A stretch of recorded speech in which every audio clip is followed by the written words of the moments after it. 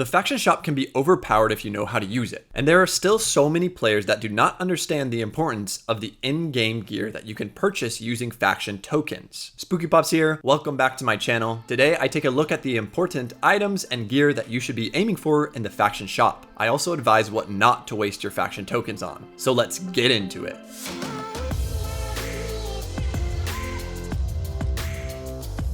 The faction shop offers all types of gear, including weapons and armor. It also is full of equipment that can be useful when used in the right circumstances. It has 5 tiered store sections that unlock based on level and reputation, and each item is purchasable using tokens, which you obtain from completing the PvP or PvE missions. I just uploaded a guide to the best zone for farming faction tokens, so go check that out if you want to farm these tokens en masse. The armor and weapons that you can purchase through the first 3 sections are actually decent gear, but just be aware that you also find gear throughout your questing, which you are constantly replacing, so don't think that you are behind if you don't always have the best available faction gear. With that being said, and this is the most important part of this video, the level 60 faction gear is some of the best in the game. The only gear that beats it out is legendary drops from elite mobs, and the best crafted in-game gear, which requires an obscene amount of time. But the thing is, I see so many players in global chat and even in the YouTube comments that are still grinding for level 200 crafting skills before they reach 60 and before they purchase their commander faction gear. But why?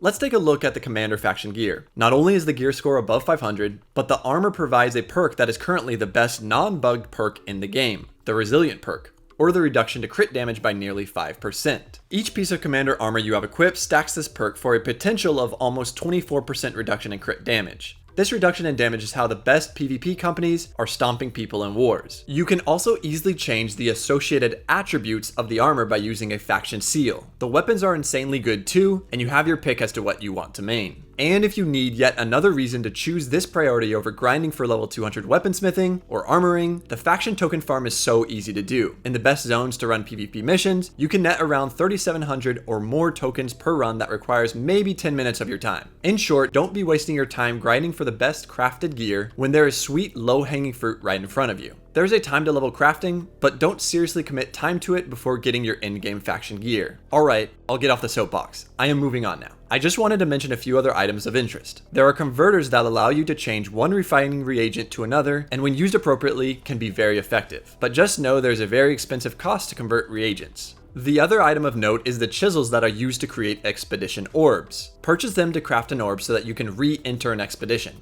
I say re-enter because you always receive 1 orb for each expedition as you progress the main questline. The last item that is important are the runes of holding, which allows the player to craft a bag for a vital increase to max inventory weight. And that's it. Don't be a chump and fade the in-game faction gear. It can mean the difference in a war. Until next time, Spooky Pops out.